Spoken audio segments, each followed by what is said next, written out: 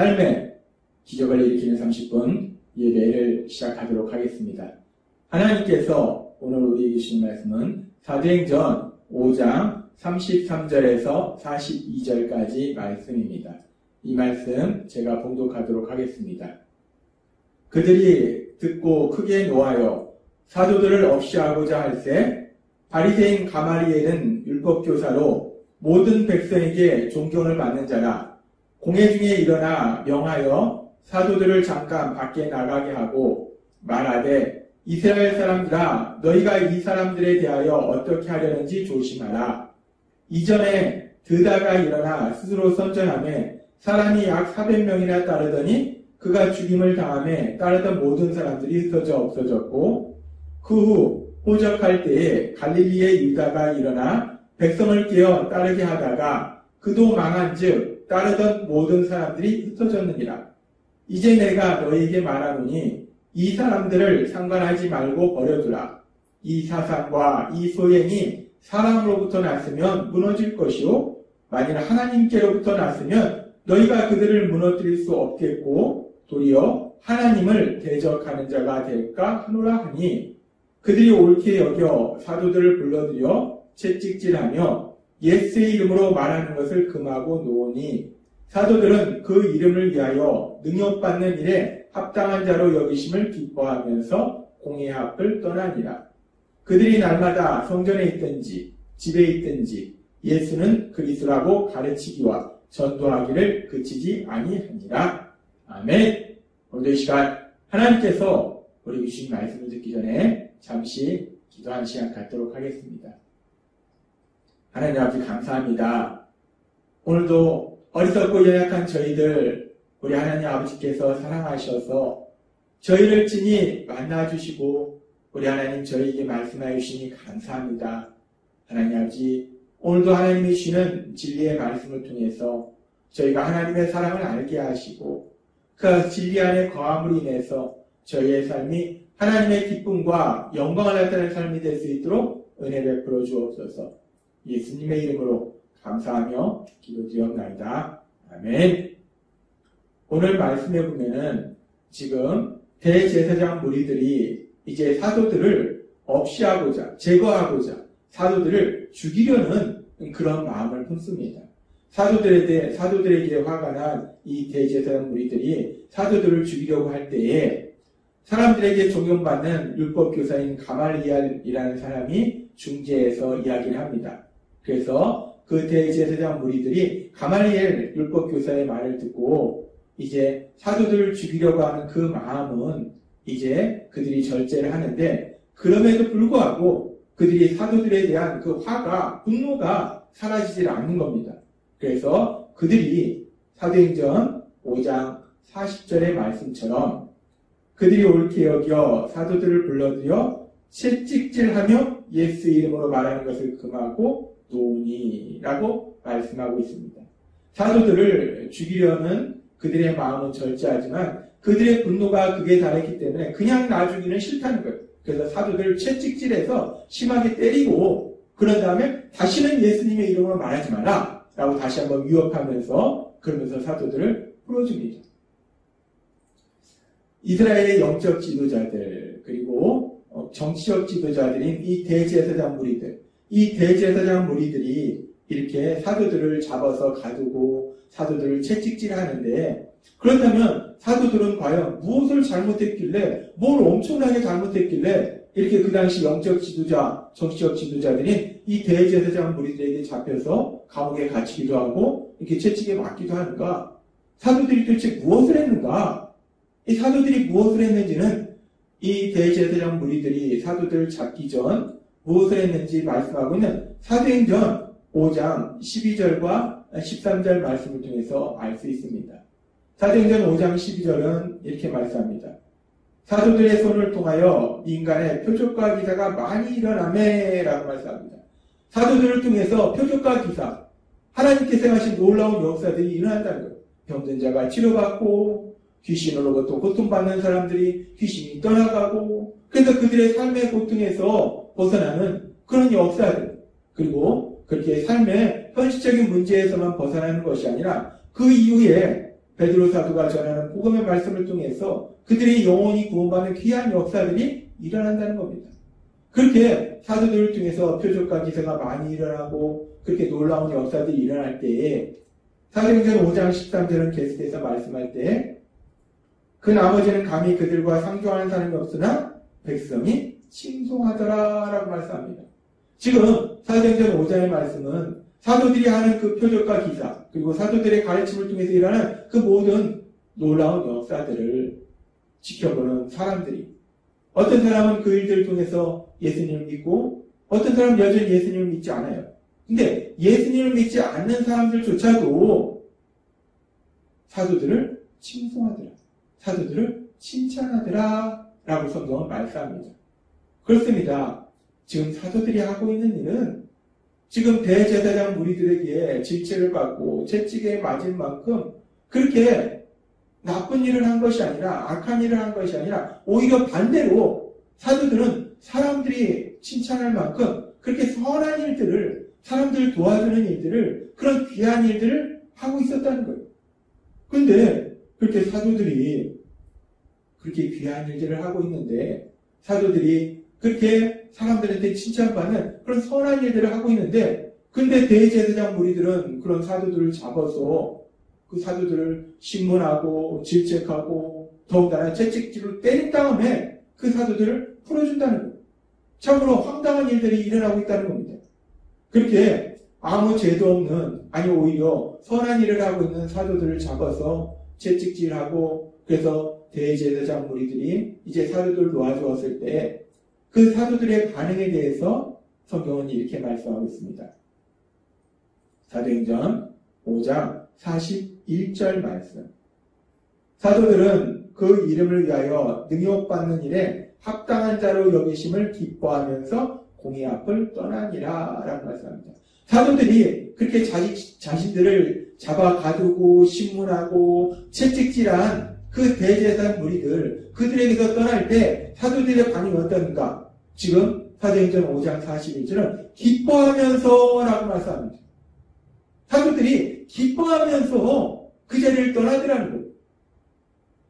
우리가 이 말씀을 읽고 묵상하다면 좀 이상합니다. 이해가 안 갑니다. 지금 사도들이 우리가 현실적으로 봤을 때 사도들이 기뻐할 사항은 아니라는 거예요. 사도들이 사실은 슬퍼할 상황이라는 거예요. 사도들이 지금 한 일이 나쁜 일이 없고 악한 일이 없고 오히려 백성에게 칭찬을 받을 만큼 그런 선한 일들만 했는데 근데 그런 사도들을 잡아 가두고 채찍질했다는 거예요. 더군다나 사도들이 이런 일을 한 것이 사도들이 자신의 생각으로 자신의 능력으로 이런 일을 한 것이 아니라 사도들은 앞에서도 계속해서 성경에 기록되어 있듯이 하나님께서 말씀하셔서 하나님께서 그렇게 하라고 말씀하셔서 하나님의 말씀에 순종해서 하나님이 하라는 대로 그 일들을 했고 또 따라서 사도들이 그렇게 하나님의 말씀에 순종해서 하나님이 하라고 하시는 일들을 할 때 하나님께서 능력으로 역사하셔서 그런 기적들이 일어났다는 거예요. 그런데 사도들은 지금 그렇게 하나님이 하라고 하셔서 하나님이 하라고 하신 그 일들을 했는데 사도들은 지금 억울하게 잡혀서 억울하게 채찍까지 맞습니다. 아무 잘못도 없이 채찍까지 맞아요. 그랬을 때 일반적인 사람들 같으면 어떤 반응을 보일까? 일반적인 사람들 같으면 그 자리를 떠나면서 공회를 떠나면서 자신들 아무 잘못도 없는 자신들을 잡아 가두고 자신들을 채찍질한 그 대제사장 무리들에 대해서 비판하고 정죄하면서 화를 내면서 미워할 거예요. 그리고 또 이 사도들은 자신들은 하나님의 말씀대로 한 것인데 하나님께서 그런 자신들이 채찍에 맞도록 그냥 하나님께서 허용하시는 그런 상황을 놓고 또 불평하거나 불만을 표시할 수도 있을 거라는 거예요.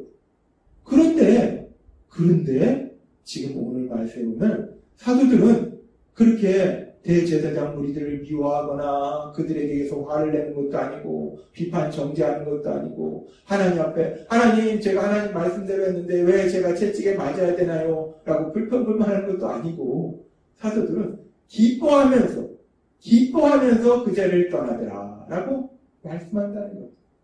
그 이름을 하여 능욕받는 일에 합당한 자로 여기심을 기뻐하면서 라고 말씀한다는 거예요. 사도들은 하나님의 말씀대로 순종함으로 인해서 그런 채찍에 맞는 핍박을, 그런 고통을 당하고 수모를 당하는 일을 기뻐하더라는 것. 사도들은 예수님을 전함으로 인해서 구원자이신 예수님, 주님이신 예수님을 전함으로 인해서 그렇게 고통과 수모를 당하는 그 일을 받는 것을 기뻐하더라는 겁니다.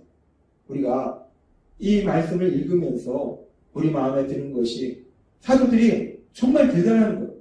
아니 어떻게 해? 사도들도 우리와 똑같은 인간입니다. 맞으면 아파요. 사도들도 판단할 수 있습니다. 감정이 있어요. 근데 어떻게 사도들은 이런 상황에서 정말 억울하게 채찍에 맞은 이런 상황 속에서 기뻐할 수가 있을까? 대체 어떻게 이럴 수가 있을까? 참 대단합니다. 엄청나게 훌륭해요. 근데 우리가 사도행전의 말씀을 우리가 계속 읽고 묵상하다 보면 이렇게 사도들이 대단하고 훌륭한데, 근데 사실 사도들이 이렇게 대단하고 훌륭한 것이 사도들이 그 사도라는 그런 사람들이 베드로나 요한이나 그런 사도들이 원래부터 그렇게 훌륭하고 대단한 사람들이 아니라는 겁니다. 우리가 복음서에 보면 그들의 연약함을 우리가 많이 봅니다. 사도들이 원래부터 그렇게 대단하고 훌륭한 사람이 아니라 사도행전 2장에 보면은 오순절날 하나님께서 약속하신 예수님을 믿는 사람들에게 주신다고 약속하신 그 성령이 임하시는 그 놀라운 역사가 기록되어 있어요. 그렇게 이제 오순절날 예수님을 믿는 사람들에게 성령님이 임하시고, 그래서 제자들에게, 사도들에게 그 성령님이 임하시고, 그 성령님이 사도들과 함께 하시니까, 성령님이 사도들 안에서 역사하시니까, 이런 지금 사도들의 모습처럼 이런 놀라운, 이런 대단한, 이런 훌륭한 이런 반응을 보이더라는 겁니다. 사도들이 하나님의 말씀에 순종해서 예수님에 대해서 전하는데, 그럼에도 불구하고 대제사장 무리에게 잡혀서 신문받고 채찍질 당할 때 그런 사도들의 마음속에 계셨던 성령 하나님, 그 성령 하나님이 사도들의 마음속에서 능력으로 역사하셔서 요한복음 14장 26절의 말씀처럼 보혜사 곧 아버지께서 내 이름으로 보내실 성령, 그가 너에게 모든 것을 가르치고 내가 너에게 말한 모든 것을 생각나게 하리라 라는 그 예수님의 말씀처럼 이제 그 보혜사 성령님이 사도들 안에 계신다는 거예요. 그 사도들 안에 계신 성령 하나님이 예수님께서 하신 말씀, 이 요한복음 14장 26절의 말씀처럼 예수님께서 하신 그 말씀들을 생각나게 하신다는 거예요. 그런데 예수님께서 어떤 말씀을 하셨는가? 예수님께서 많은 말씀들을 하셨는데 예수님이 하신 말씀 중에서 마태복음 5장 10절부터 예수님은 이렇게 말씀하셨습니다. 의를 위하여 핍박을 받는 자는 복이 있나니 천국이 그들의 것입니다. 나로 말미암아 너희를 욕하고 박해하고 거짓으로 너희를 거슬러 모든 악한 말을 할 때는 너희에게 복이 있나니 라고 말씀합니다. 나로 인하여, 예수님으로 인하여, 예수님을 전함으로 인해서 너희가 핍박받으면, 너희를 욕하고 박해하면 너희는 복이 있다는 거예요. 그러면서 계속해서 5장 12절은 이렇게 말씀합니다. 그렇게 나를 위하여 핍박받는 것은 너희가 복이 있는 것이니까 기뻐하고 즐거워하라. 하늘에서 너희의 상이 큽니다. 너희 전에 있던 선지자들도 이같이 박해하였느니라 라고 말씀하셨다는 거예요. 사도들이 안에 계신 성령님께서 능력으로 역사하시니까 사도들에게 예수님께서 하신 말씀을 기억나게 하시고, 특별히 마태복음의 말씀처럼 의를 위하여 핍박받는 자, 예수님을 전하다가 핍박받는 자는 복이 있는 것이다. 기뻐하고 즐거워하라. 이 말씀이 사도들에게 기억났을 거예요. 아, 그렇구나. 내가 예수님을 전하느라고 의를 위해서 핍박받는 이것은 복을 받는 거구나. 하나님께서 나에게 많은 상을 준비하셨구나. 그래서 우리 예수님이 기뻐하고 즐거워하라 하셨구나. 그 예수님의 말씀이 사도들의 마음속에 생각났을 것이라는 겁니다. 그러면서 그렇게 성령님께서 예수님의 말씀을 생각나게 하시고 성령님께서는 더 나아가서 사도들의 그 마음속에서 능력으로 역사하셔서 갈라디아서 5장 22절의 말씀처럼 오직 성령의 열매는 사랑과 희락과 화평과 오래 참음과 자비와 양선과 충성과 성령의 열매 중에 희락의 열매가 있어요. 기쁨이 있습니다. 성령님께서 사도들 안에서 능력으로 역사하시니까 이 희락의 열매를 맺게 하신 것, 기뻐하게 하신 것, 그 상황 속에서도 있어도 그 상황은 슬픈데 사도들이 기뻐할 수 있는 놀라운 역사를 이루시더라는 겁니다. 그렇습니다. 오늘 우리가 말씀해 보면 사도들이 전혀 기뻐할 수 있는 상황은 아닙니다. 사도들이 슬퍼할 수 있는 상황이에요. 화가 날 수 있는 상황이에요. 근데 상황은 슬픈데 사도들은 기뻐하더라는 거예요. 아니 어떻게 이런 일이 있을 수 있을까? 어떻게 이렇게 놀라운 일이 있을 수 있을까? 하나님은 우리에게 말씀하십니다. 사도들이 훌륭해서가 아니라 사도들이 대단해서가 아니라 사도들 안에 계시는 함께 하시는 성령님, 그 성령님이 능력으로 역사하시니까 슬픈데 기뻐할 수 있도록 사도들을 만들어 주시더라는 겁니다.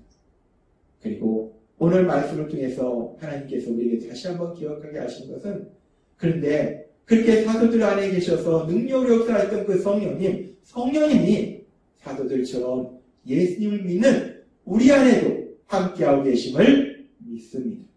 그 성령님이 우리 안에서 능력으로 역사하신다.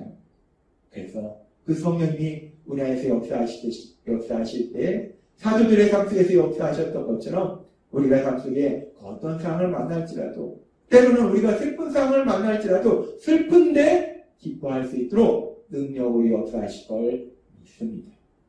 오늘도 하나님께서 우리에게 주신 말씀처럼 사도들의 삶 속에 함께 했던 그 성령님이 우리 안에 함께 하시기 때문에, 우리 안에서 능력으로 역사하시기 때문에 우리가 삶 속에서 어떤 상황을 만날지라도, 슬픈 상황을 만날지라도 슬픈데 기뻐할 수 있도록, 그래서 하나님이 주신 그 참된 행복을 누릴 수 있도록 우리 하나님께서 역사하실 걸 믿습니다.